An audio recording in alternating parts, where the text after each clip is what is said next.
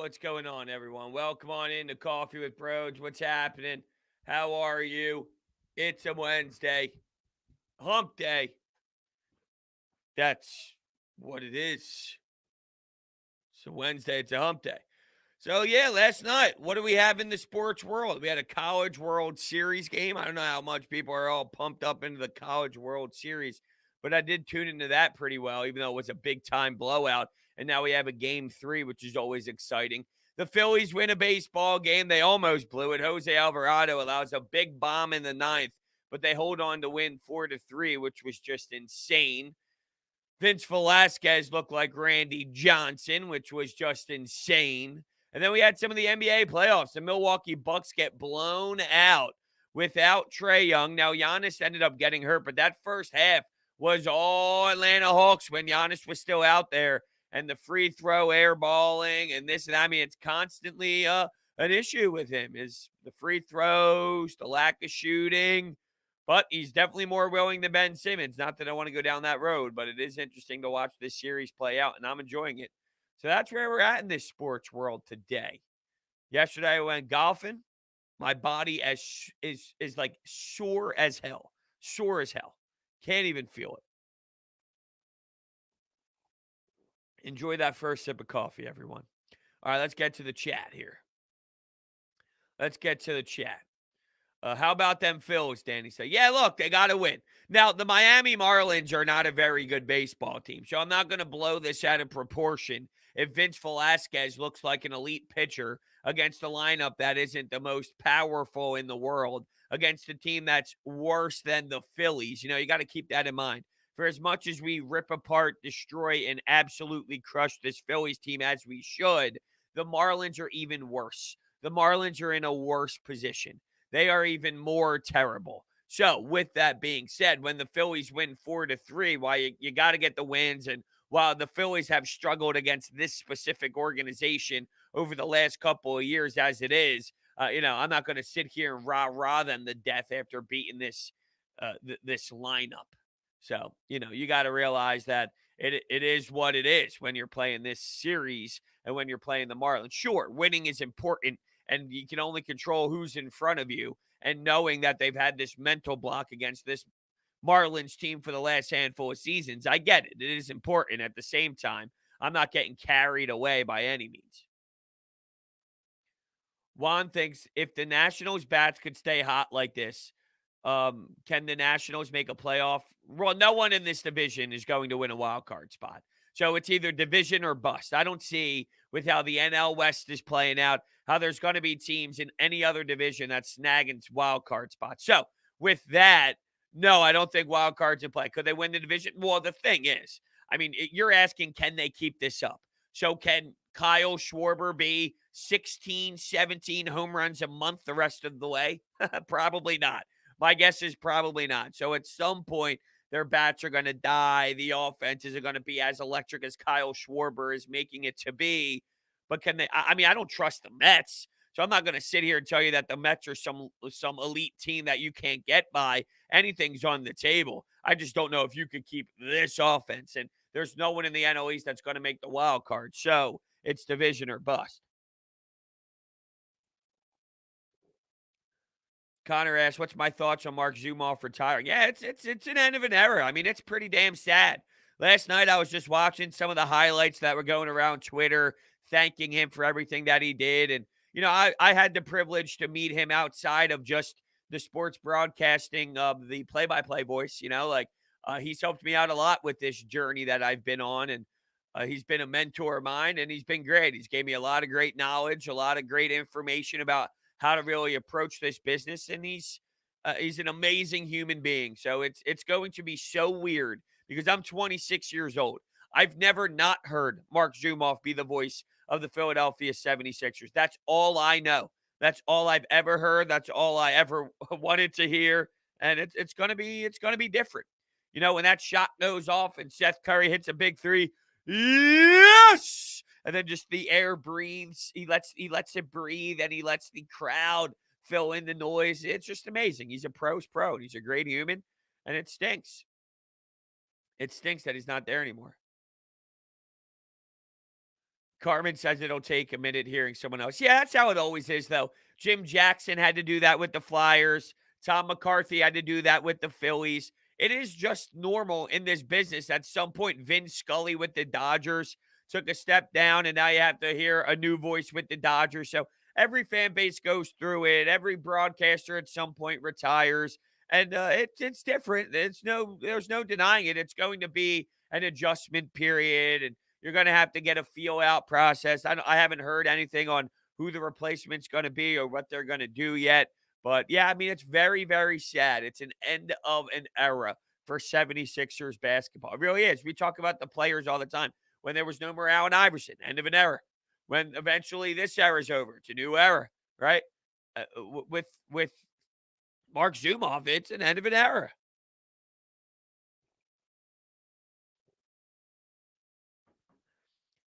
Heels, Giants, Phillies, and Nets think that the Mets are overrated. We play them horribly and split the series 2-2.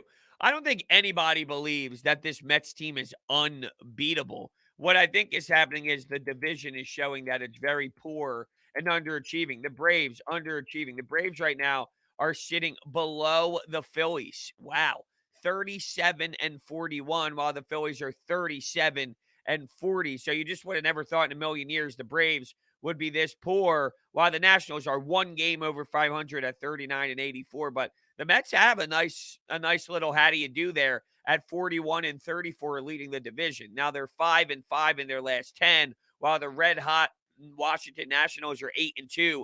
And yesterday, I'm just chilling, relaxing around 7 o'clock, waiting for the Phils. And what do you know? Kyle Schwarber, lefty, hits an absolute bomb and murders one. It's like, what is going on with this human being? We're watching Barry Bonds, Mark McGwire, Sammy Sosa type hitting numbers right now in this month. Obviously, I'm not comparing him to those guys over his full career, his full entire time in Major League Baseball. But I'm talking about specifically this month. Those are the type of numbers that we're watching right now, and it's a masterful performance. I'm actually thoroughly enjoying it. With the Mets, though, they are a beatable team. Nobody thinks that they're unbeatable and can't be stopped. They can all be stopped. Would I say that the NL East is like the NFC East? Yes, but not as bad. It's bad. In theory, it's that. It has that type of feel around it, but it's definitely not to the level of disgust, I don't think. See, 7-9 in the Washington football team winning the division, and some of the teams at 5-win, 4-win. I don't know if it's to that level by the end of this, by 162. You're going to have 500 baseball teams throughout the division. You had so far under 500 teams for football that I don't know if it'll be exactly the same.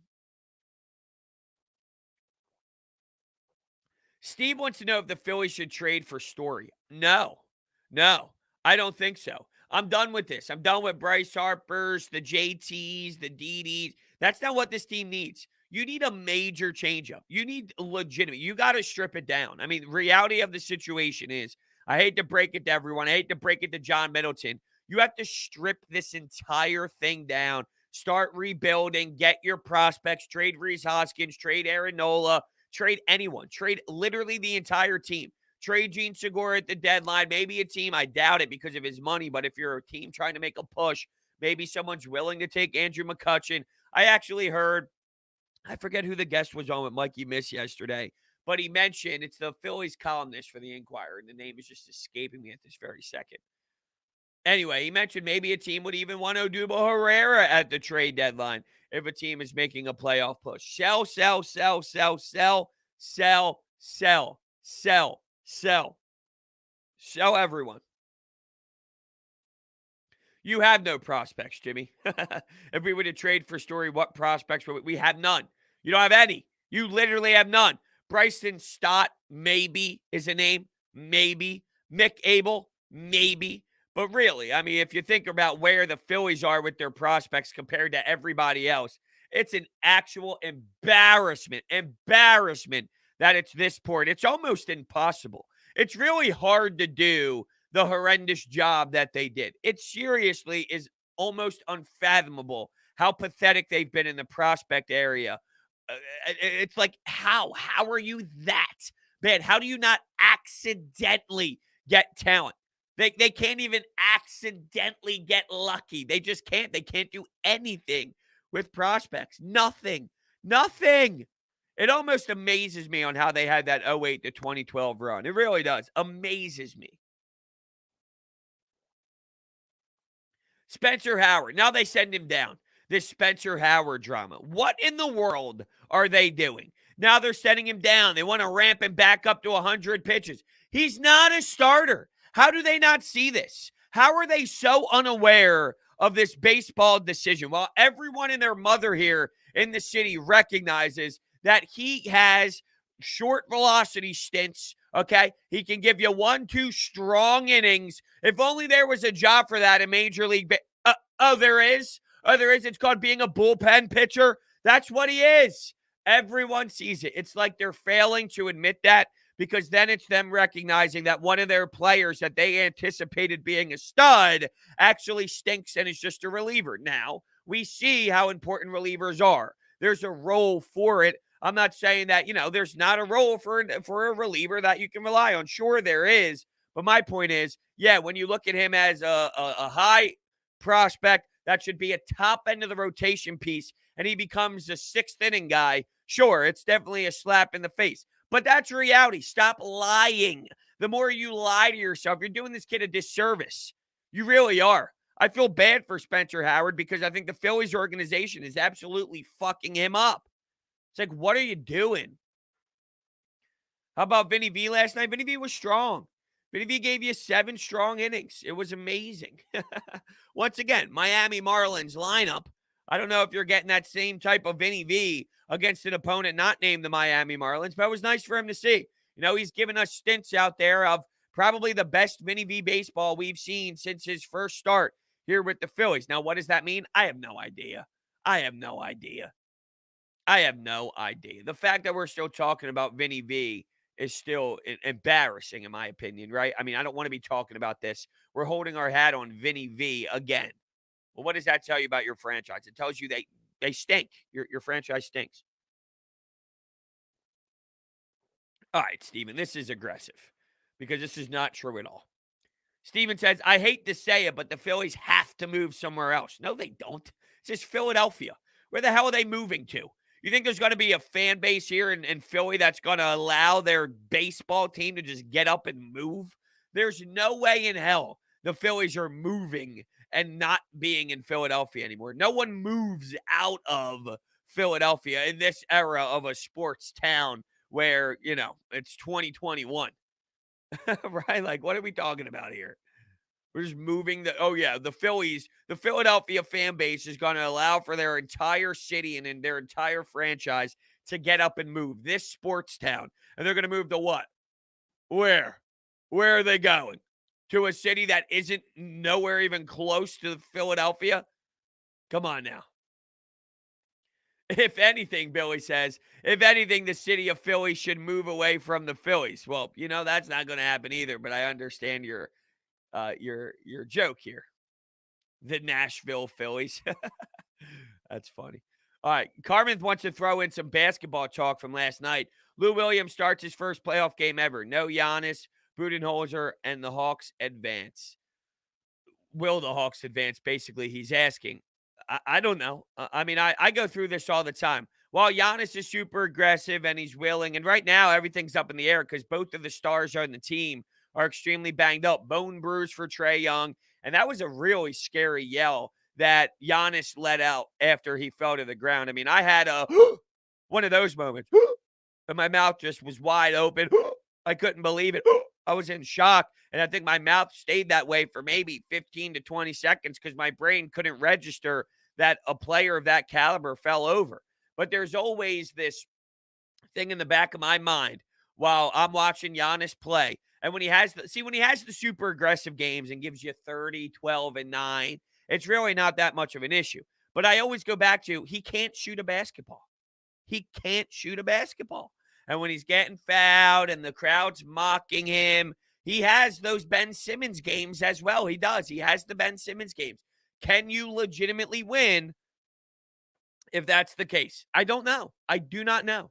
You have way more of a chance to win with Giannis than you do with Ben Simmons. That's obvious, all right? I'm I'm not saying it's on the same level. It's not on the same level. But I still continue to ask the question, can you win with your player being a player that can't shoot? Now, the difference is Giannis gets 2 feet from the basket with every layup, and he lays it in. And he'll airball 7 shots, and he'll come back down the floor, and he'll take the next shot. He's not afraid, and he'll go back to back to back with any other opposing player trying to score buckets. Now, sometimes that'll hurt the team. Sometimes that'll help the team. You do have Chris Middleton, who sometimes you can rely on, sometimes you can't rely on. He is what he is. He'll come up with some nice shots, but at times he'll fall flat on his face. It's like a Tobias Harris thing almost with Chris Middleton, where sure, sometimes he's Robin, but he's not the most reliable Robin in the world, where you would like for him to almost be the third option instead of the second option. And the fact that they're struggling this much and had that style of first half against the Atlanta Hawks without Trae Young is absolutely a slap in the face if you're the Milwaukee Bucks. That should never, ever, ever, ever happen. But yeah, I mean, it's now everything is wide open. Everything. And it would just be insane at the end of this to be watching the Atlanta Hawks in the NBA Finals. It just would be. Middleton looked bad yesterday. Drew Holiday at times has been looking bad. I thought maybe his impact would be a bit stronger throughout this series, just throughout the playoff run in general. There's been a lot of moments where I was scratching my head with how poor Drew Holiday was at times. It was a little shocking. Giannis is Simmons, but with heart and good work ethic. Maybe.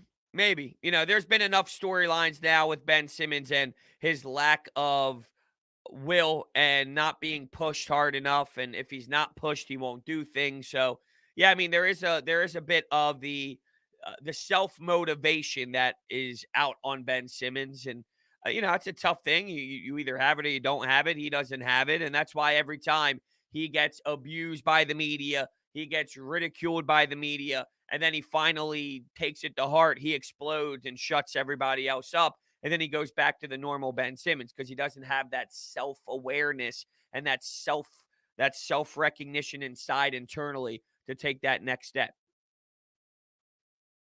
Chris says, I support the Phillies every year, and we have one of the best ownership in baseball. Well, now you're just lying.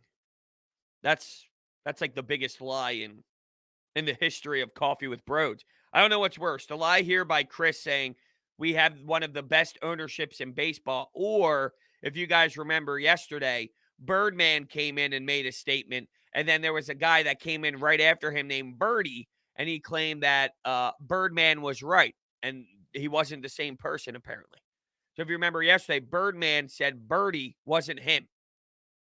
And what Birdie commented was Birdman was right. What was the biggest lie in Coffee with Brodes? Saying the Phillies have the best management, or Birdie wasn't Birdman? Amazing. A Birdman comes and says, yeah, I remember us, as if it's two different people. A classic story. No one asked if I've made Coffee with Brodes mugs yet. I don't have a Coffee with Brodes mug yet, but I have a Sports Talk with Brodes mug that is available. But I'm working on some merch ideas that, I'm putting together some concepts, putting together some new ideas since the launch of Brodes Media. So there's probably going to be some things, but it's not anything ready to drop instantly or right now or at this very second. But there is going to be a time where we kind of upgrade some apparel and come up with some good ideas and stuff like that. Addison thinks that Seth Curry has the best organization-friendly contract. You hope you don't trade him. I don't think Seth Curry is going to go anywhere. It is a very nice contract for a shooter like him. It's probably going to be more in that Ben Simmons, because you got to think, if Ben Simmons is in a trade, you're talking about how much money you need to match with the opposing team. Add that $8-9 million on top of that. Now we're like, you're really moving the money around if that's the case, which I don't think it's going to be to that level of money moving, where Maxey is more intriguing. Thibault is probably more intriguing to some of these teams that are looking to get younger in that area. While Seth Curry's a nice shooter, a nice spacer, and can definitely give you some versatility in that aspect, it's not the same as a Maxey, a Thibault, and growing in that area. And money, I go back to the money purposes. Now you're really moving some heavy money around if you're adding that $8-9 mil on top of Ben Simmons. And now you got to look at the opposing team, how much money their players are making that's coming back in the deal. And, you got to make $8-9 million more with those players. So it's a lot more than that for sure. Did I think the Phillies were going to blow that game? Of course I did. Who didn't? Who was sitting there last night after Jose Alvarado allows a bomb and thinks they're going to win this baseball game? Oh, it's a one-run game in the ninth inning with 0 outs after Jose Alvarado just allowed a home run? Yeah, they're totally going to win this game. And that just shows you, by the way, everyone who wanted Jose Alvarado to close, yeah, he's going to allow bombs. He's going to allow home runs. He's going to be wild. He's going to be all over the place. Luckily, that was a 3-run game instead of a 2-run game. If it wasn't, then it would have been tied. I mean, he's going to allow home runs. That's going to happen. That's going to happen, and the game's going to be tied. You can't trust a damn soul, not one soul in this bullpen. Everyone who gets called on is going to be a nightmare. Archie Bradley, nightmare. Neris, nightmare. Bradley, nightmare. Coonrod, nightmare. Anyone. Brogdon, nightmare. You name it. You name it, nightmare. Nightmare. DJ left the game in the 7th inning. Well, why'd you do that? I mean, I still would have stayed. You're telling me Vince Velasquez put that much of a show on where when he left, you felt satisfied? You felt satisfied after the Vince Velasquez shutdown performance, huh? That's pretty insane.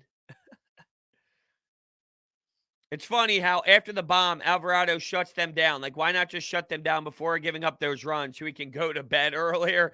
I don't know if he's thinking while he's while he's on the mound and while he's on the field, I really want to make sure these fans fall asleep at a reasonable time. So I'm going to now do better. I don't think that's what it is. I really don't think he's thinking about us at all in those moments. He did allow some good emotion, some good expression. By the way, I have something interesting I want to talk about.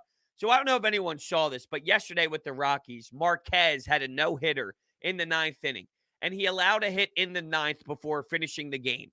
This is why 7-inning doubleheader no-hitter should not be in place, because that's unfair for Marquez. Now you're telling me that some pitcher gets a no-hitter because he plays a 7-inning game, but when Marquez has to go out in the 9th inning and he allows a hit, that doesn't count because he blew it in the 9th, and that's just Well, it wasn't a no-hitter because there wasn't a 7-inning game. But a 7-inning game no-hitter is now automatically a no-hitter. It can't be that way.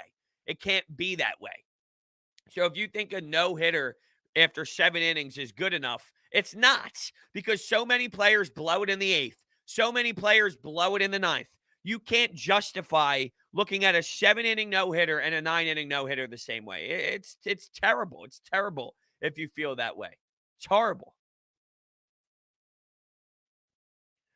Anthony says, I just want to watch Devontae Smith run routes and catch bombs. Well, there's plenty of videos surfacing around the Twitter sphere of that. And what I'll say to those videos, by the way, I've watched Ben Simmons take jump shots in the open gym.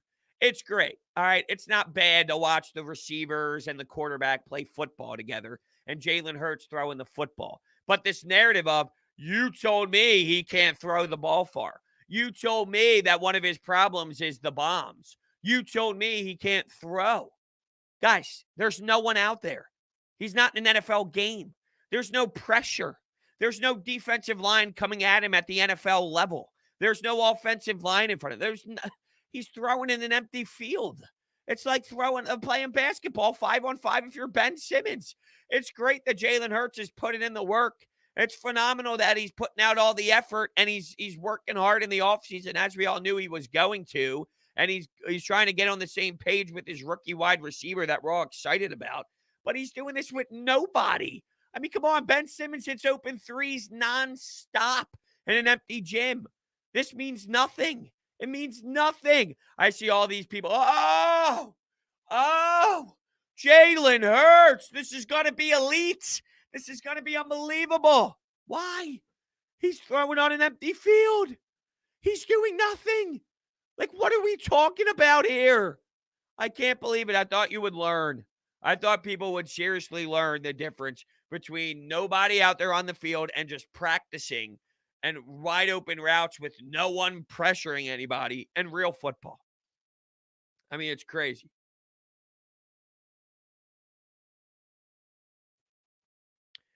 You watch Dwayne Haskins videos? I learned that the hard way, unfortunately. Exactly. Exactly. You watch Dwayne Haskins videos. Scott O'Neal is stepping down after 8 years for new opportunities. Well, that's interesting. Now, he was a problem. He was a problem. Joshua Harris, David Blitzer, Scott O'Neal were all problems with the 76ers during the Brett Brown era. So now they're making some changes up top, and I have no problems with that. They were problems before, so getting rid of these people is all good stuff. Now, I don't know how much say he's had with, maybe this is more of some things happening inside with Daryl Morey. Maybe Daryl Morey's thinking like, "Yeah, we're not working with this. This flew under the Brett Brown era. It's not gonna work with me in place." He was a part of the Devils as well. I don't know. I don't know what's going on here with the Scott O'Neal thing, but it's interesting, and I think it deserves more of a layer pullback because there's more to it. If he was a problem under Brett Brown, there was definitely a problem here, I would imagine. I'd imagine maybe that there was some dysfunction in the organization, not as much as previously, but with Daryl here, he probably didn't like some of the things that Scott O'Neal was doing. I'll tell you this, now that I've been involved in this business a little longer. I was going to say longer. I'm not in this business long at all. But now that I've been in here longer than I was previously, the amount of bullshit that happens behind the scenes that nobody ever knows about, that, casual fans and even the media members and all that don't know the whole story. There's so much that happens behind the scenes, so much bullshit, so much little things, so much big things where people make decisions and then put the blame on the GM or put the blame on the president of baseball operations or basketball operations and this and that. There's so much details behind the scenes that you never really truly know about, and you never get to the bottom of it because they hide it or they lie about it and they maneuver around it, where it's just how sports are ran. It's a big business. It's a big company, just like the stock market, just like all these things. It's a big business where there's so much drama and nonsense behind the scenes where you never know. So when something like this happens, I wonder what happened behind closed doors. So we'll see what happens. Pursuing new opportunities. It's like what happened with Danny Ainge and the Boston Celtics. Oh, yeah, pursuing new opportunities. He ends up getting a job with starting to talk to the Utah Jazz within minutes. So when you see that, I want to go explore, it's really him getting fired or them, deciding we're going in another direction. You can never truly believe a statement that says, I want to go do something new. I want to try something different. So, moving on from Scott O'Neal is a good thing if you're the 76ers. It's definitely, it doesn't hurt your franchise. That's for damn sure. So we'll talk about this more. We'll talk about Marc Zumoff more. We'll do my plan is to, as I write on my sticky note here, I got a whole calendar. It's crazy. I got a calendar that I write everything down. And then day by day, I write on the sticky note what's on the calendar to put it in front of my face. I know it kind of seems repetitive, redundant, but I have an idea of, we got a Marc Zumoff topic. We got the Scott O'Neal topic. We got Ben not playing for Australia topic. We got ourselves some Sixers conversations, fellas. That's what I'm doing here. I'm putting together some Sixers topics. So, oh yeah, I don't think we got more on the Damian Lillard front. Yeah, we got ourselves topics for a Sixers pod, and I'm excited for it. I'll see what I can do today. Got to go to the gym after this. We're going back to the gym, fellas. Going back to the gym, signed up to the gym. I haven't had that push in a while. Ever since I stopped playing college hockey, I had one spurt of I felt dedicated in the gym and then it went away. But now I have it again. So the other day was Monday. Went to the gym, did some buys, did some tries, did some chest, and then I hooped. I went in the back and I hooped for about an hour. I was dying. I was sweating my ass off, and now I can't even. And then I played golf yesterday. So I did a full workout on Monday. Then I did golf yesterday, and I was dead from the heat. And I'm actually sore in the arms, too, believe it or not. I had a nice day at the office, though. Hit them straight. After the first 2 holes, I was actually pretty damn solid. I just got to work on the putting. I'm terrible reading the greens and putting, which makes my score go way up. But yeah, I'm sore as hell. But we're gonna get back in the gym again today after coffee with Brodes. Nathan wants to know, why would Ben not play in Australia? Ben is not going to play in Australia because I think it's too soon. I think it's too raw. I think it's too instant, I guess. I'm not saying that's right, because for me, I look at it the same way, Nathan. Here's a game setting to work on things. Now, is the Olympics the time to do that? You're trying to win a gold medal. Are your teammates going to look around saying, Ben, this isn't time to just like work on your game as if this is a preseason or if this is some random little pickup game? This is the Olympics. We're trying to win a gold medal. So why is this the time for you to work on things? You can look at it from that angle, which, in theory is not it's not outrageous. There is something to that, right? I mean, seriously, think about it. There's something to that. Oh yeah, just start taking jump shots that are not beneficial for our team so you can work on something for the 76ers. I mean, is that the right approach for the Olympics? Probably not. It's so raw, it's so new. I don't have a I don't love it. I don't love it, but it's not eating me alive either. I guess maybe it's because in my brain, see you, Ben, you're out of my life already. You're out of my life. Brodes is better than Ben Simmons. Well, I took more jump shots. That's for damn sure. I'm working on my step backs. I'm working on my float. I'm watching Trae Young with these floaters in the paint. I like legitimately run through a practice to my best of my ability. Like, I'm doing the layup lines early. I'm doing my warm-ups, right? And then after that, I'm working on pick and rolls around the cone and I'm throwing up floaters. Nobody's there with me at time. Like in the beginning, no one was there shooting around.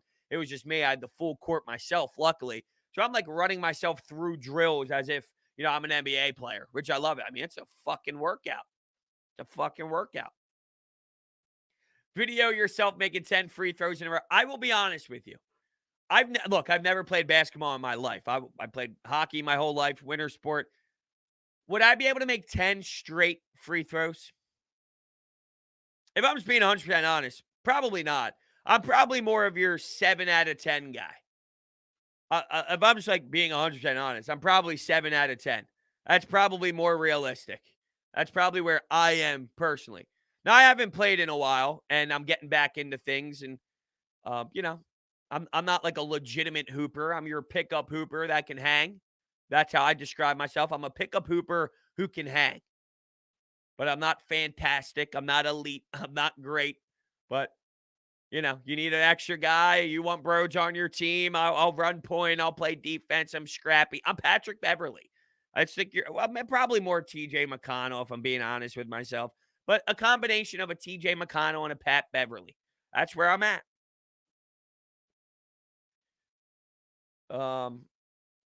You guys are giving me 4 out of 10. Come on, I'm a little better than 4 out of 10. Come on. Oh yeah, I take charges all day, all day. Thoughts on the amount of no hitters this year? Do you think it's because of the spider tack or more so I think it's a combination of both, Burkle. I really do. I think there's a lot. I mean, look, it's not ironic that the batting average around the league has propped up after the spider tack situation. So overall, players are getting more hits and they're getting better averages and things are going up in that direction. So there's clearly a correlation. But yeah, I mean, this is an era of strikeout, walkout, home run. So with that, there is the element of poor approach. So I think it's a combination of the both. I really do. And it is a shame because a player like Marquez going for a no-hitter yesterday, it loses pop, it loses value, and it shouldn't. Marquez is a hell of a pitcher. Marquez is doing his thing. It's a 9th thing, and it's like, yeah, it's cool. Yeah, I'm watching. Yeah, it's exciting. Yeah, I'm tuned in. But I watched how many already this year? I watched the Cubs have a combined no-hitter the other day. I mean, it loses its power, and it's unfortunate. No, I don't think anything's mental in the head of the hitters in terms of spider tack or no hitters is mental for the batters. I don't think it's that. Aiden says, do I like the idea of Spencer Howard moving to a closing role? No. I mean, no, I don't. This is supposed to be your number one prospect in your entire organization, and we're talking about him as a closer. Do I love the idea? Not really. No, I don't.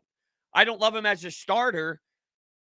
I don't know what he is. I don't know what he is. I think throwing him in the closer spot, while you have nothing to lose, but you have to commit to it. That's the problem.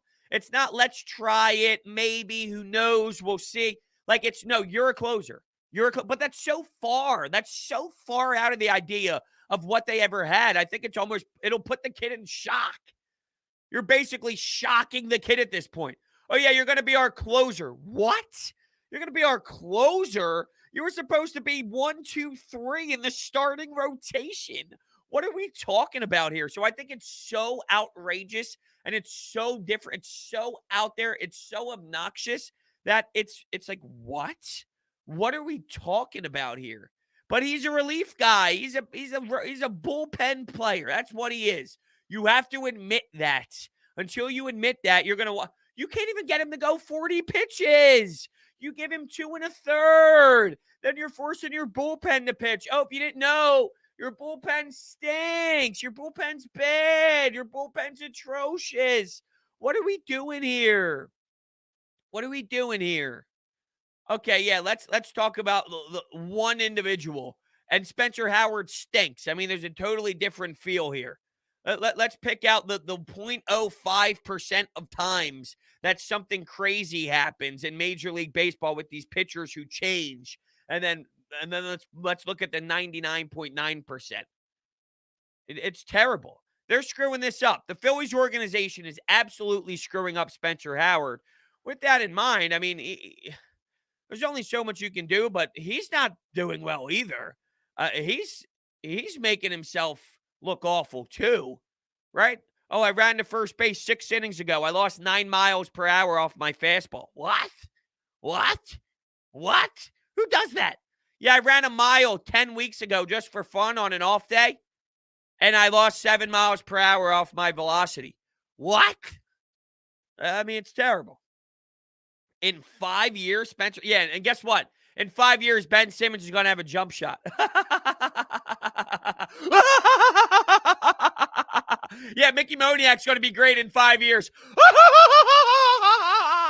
Keep fucking waiting around. If they do it right and put him in the bullpen, maybe. But when you said stud, what, you going to be top end of the rotation? He's going to be a first pitcher in your rotation, second pitcher like we were promised? What's stud? He's going to be Zach Wheeler? To me, that's stud. So you think he's going to be a stud, or is he going to be Vince Velasquez, Nick Pivetta? He's going to be that type. Even if he's a Zach Eflin, I mean, that's not stud. And guess what? He ain't going to be that. I'll tell you that for free. My man can't throw 40 pitches. So there's no way in hell. Dude, this bullpen is the best surprise. What do you mean? What is the best surprise? What are you even talking about? How is the bullpen a best surprise? I don't even know what that means. Yeah, and in 5 years, Vinny V will be a Cy Young pitcher. You're right. Amazing. Birdman, what type of question is this? Are the Hawks better without Trae Young? I mean, what are we saying here? What is going on? We've had like crazy times here on Coffee with Brodes, but like, what are we talking about here? Now we're asking if the Hawks are better without Trae Young and better with a 95-year-old Lou Will because of one basketball game? I mean, what are we doing? I'm baffled. This is insane. Nolan hates sports. Why do you hate sports, Nolan? Because they're painful? Because you emotionally get tied into things and then they rip your heart out of your chest? What makes you hate sports? I want to know. Is that just like I hate Philadelphia sports because we're in the moment right now and we're going through so much pain? It's crazy. You know, I was talking about this on The Fanatic because before my show, Rob Motti was in place. And Rob Motti was talking about the Philly managers and coaches that you have the most hype in right now. Not hype in, but the most belief in. And you think about Joe Girardi, Elaine Vigneault, Nick Sirianni, and who am I missing? Doc Rivers. Now, Nick Sirianni won by 44%.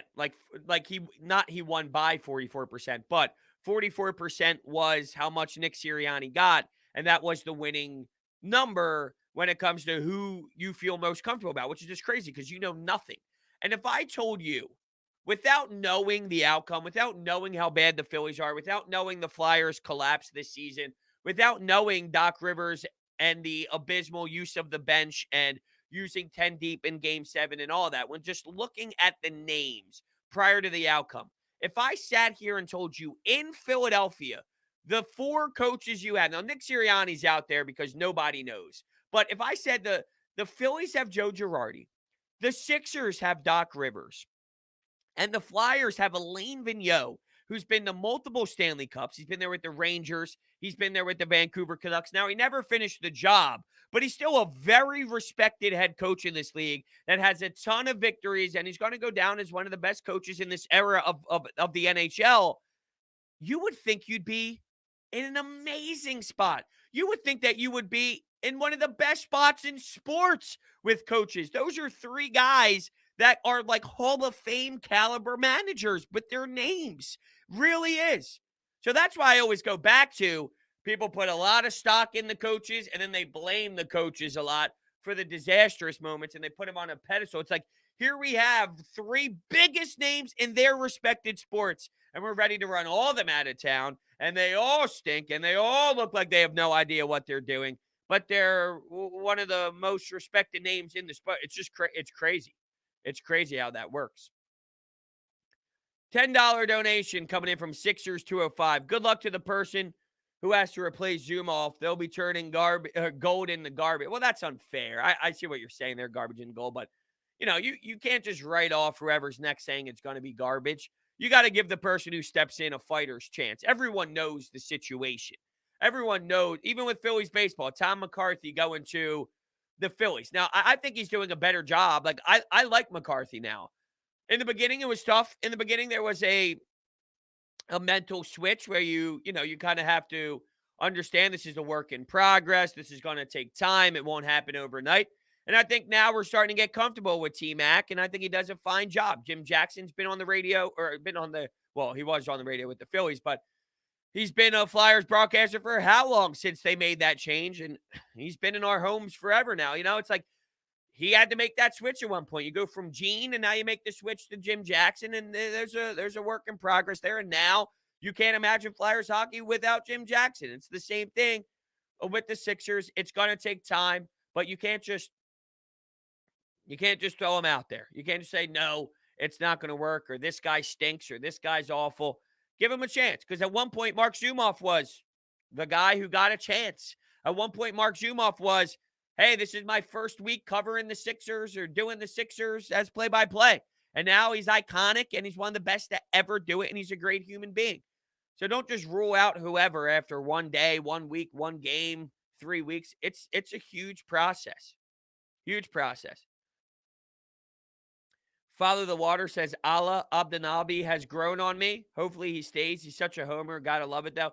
He is a homer. He gives you that Ben Davis feel, because Ben Davis with the Phillies, very pro team, very pro player, very pro organization, which, it's your home broadcast. I get it. It depends on who Allah is with as the color commentator. Now, he's a color commentator, so, Zoo is Zoo, and Zoo can work with anyone. I could sit next to Zoo on a Sixers broadcast, and Zoo would carry me through. And that's no knock on Allah. I'm just saying, I think it depends on who is the play-by-play guy for me to feel a certain way about Allah. You can work with Allah when you have Marc Zumoff. Is it going to feel the same way with Allah and another guy that's not as iconic as you? I don't know. Only time will tell.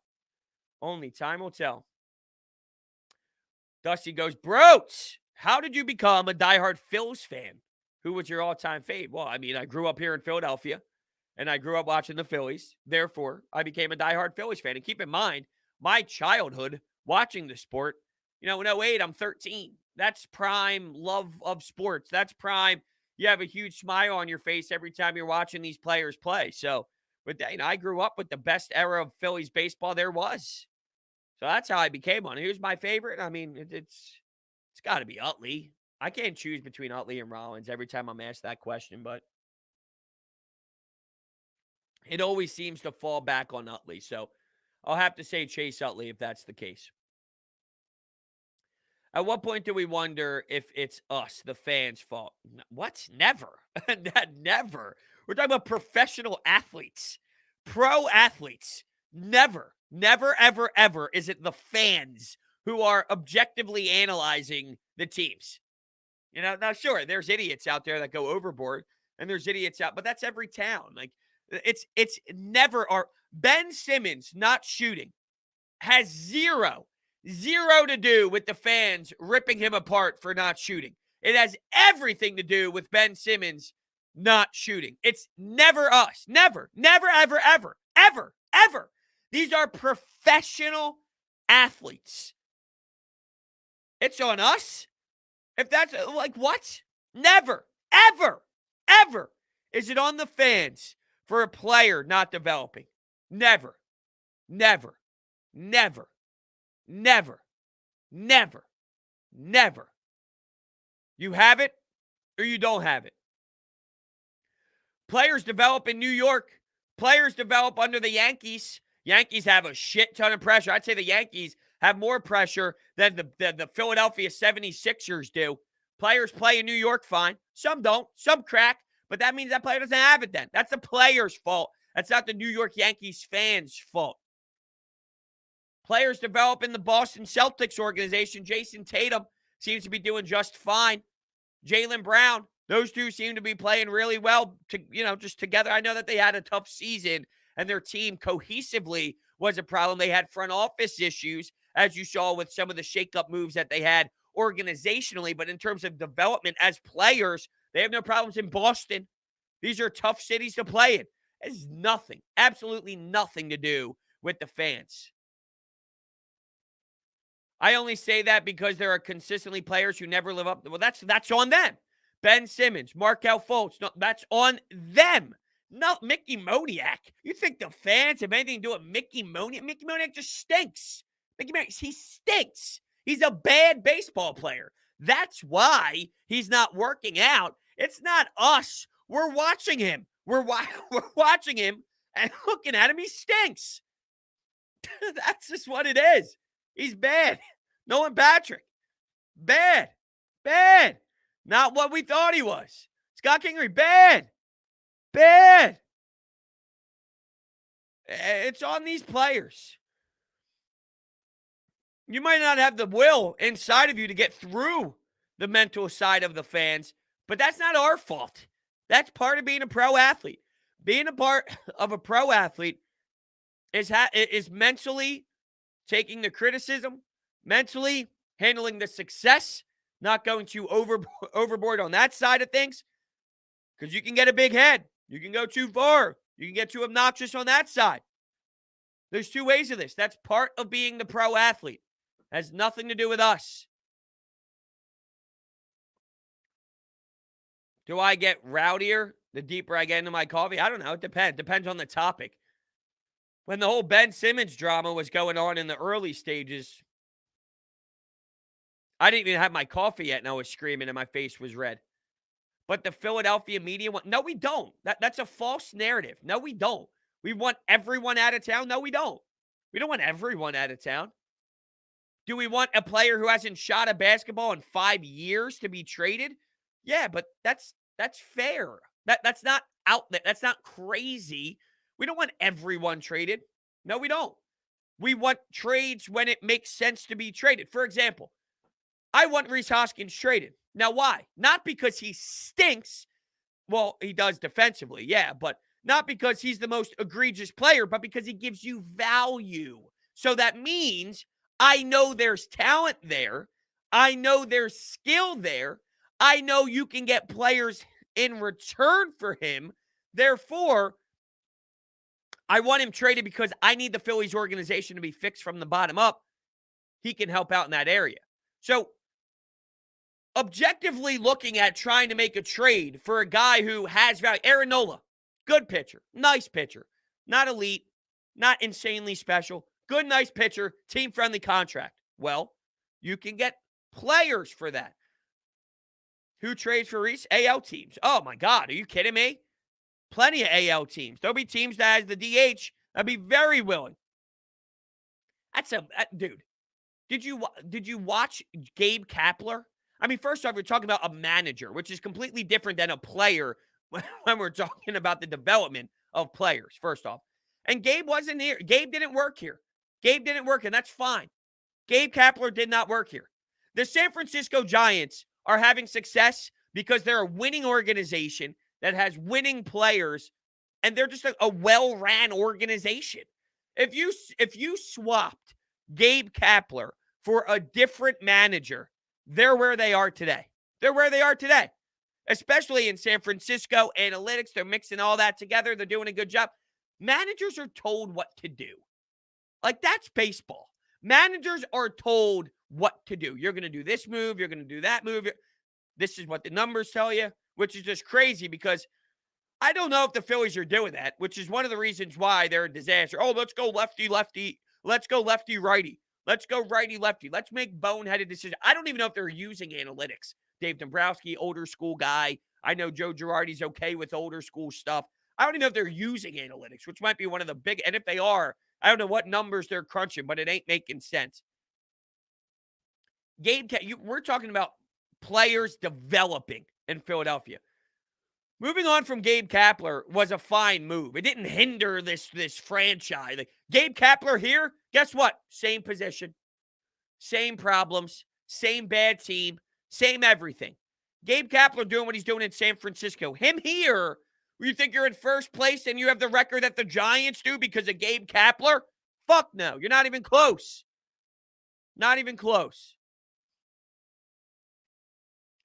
$2 from Chris Shane. It's been a while. Ben is like Greece. No progress. Whoa. I don't know if it's fair to say that. I mean, no progress where? See, it's different for Reese because Ben Simmons doesn't shoot a basketball. I mean, Ben Simmons is a poor defender. He's always going to be a poor defender. There's no fixing that. The only thing to fix that is put him in a DH spot and have him hit. When it comes to hitting, I mean, this is what he is. Ben and Reese, there's no comparison at all in terms of developing. Reese Hoskins is an MLB Major League hitter who gives you red-hot moments. He'll give you cold moments. 0 for 20 will be countered by 6 dingers in 9 days. And then he'll go 0 for 15, and then he'll give you, I don't know, 4 doubles, 5 homers in 2 weeks. And then he'll go cold. I mean, that's what he is. But that's not a lack of developing. That's who he is. Ben Simmons not shooting a basketball is not close to a baseball player being what he is. Yeah, I mean, there's no, like, he's a Major League Baseball player. He's not a Major League defender. That's why you have the DH involved. But yeah, he's an AL guy. He's a DH guy. That's what he is. Yeah, but it's baseball in 2021. 230. That's, I mean, that's just unfortunately where baseball is. Now, I would love for his average to be up more. I mean, he's a power hitter. Joey Gallo. If you go through, where's Joey Gallo at now? Remember that one run he had where he was just like, his batting average was so low, but he had an insane amount of bombs. Joey Gallo's hitting 230. He's got 18 homers, 62 walks, OBP of almost 400. But my point is, you can hit 230, you can hit 225 in 2021 baseball and have 18 homers, 17 homers, 16 homers to this point and survive. That's where baseball is. Yeah. Yeah, you're right. I wonder what MLB league average batting average 2021. Let's see what it is. League average right now is 238. So put it in perspective. Well, I mean, like that is still low for Reese Hoskins if he's hitting in that 220 range. I mean, that's a lot of ticks off. He's hitting 224 at this moment with 17 home runs. But the league average is 238. Last year it was 245. The year before, 250. Crazy how much it's changed, huh? Really is. Chris is in Florida right now watching the game yesterday on their network. I was cracking up because they were roasting our bullpen and Velasquez. How can they not? It's pretty sad, though, when the Miami Marlins are roasting you. And they have every right to. The Marlins are 33-45, though. They're in a really tough stretch, really tough run at it. And that's why, when the Phillies win games against the Marlins, while I get it, they've been miserable and they've been bad against this specific matchup. What am I supposed to do? I mean, I know the Marlins are bad. I'm not going to be all woohoo if they beat a Marlins team. You got a lot more to prove to us. Now, what's after the Marlins? I know it rolls into the next month. Oh, geez. The Padres come to town. Padres, Cubs, Red Sox, Marlins, Yankees, Braves, Nationals. Those are your upcoming series, but that runs you into the end of August, or the beginning of August, excuse me, the end of July. So that's a pretty deep amount of games. But I'll tell you what, the Padres, the Cubs, the Red Sox, good luck. That's going to be telling for us. What are you going to do during those series? What are you going to do? Are you going to fold? And if you're 500, you got to do better than 5. We can't live anymore with, well, you were on the road and you went up against a good team, so you split. Or you went 1 of 2, you're on the road going up against a good team, I'll take that. You're no longer in the position of, I'll take that. You're past that. It's no longer, well, I'll take that. You can't. You're too far behind. It's time to start winning baseball games and winning series against good opponents. They're not good, though. The Phillies are not good, and that's reality. So that's where we're at. I want to thank everyone so much for hanging out with me today on Coffee with Brodes. We will be back tomorrow. I have a couple ideas for some pods. Of course, the Phillies are always, I need to see more out of the Phillies. I need to see more out of the Phillies. I do. I can't stop laughing thinking about them, but I have a Sixers idea. I always have the Phillies on the table, so we'll get something out there today. Thank you all so much, and I will see you guys tomorrow.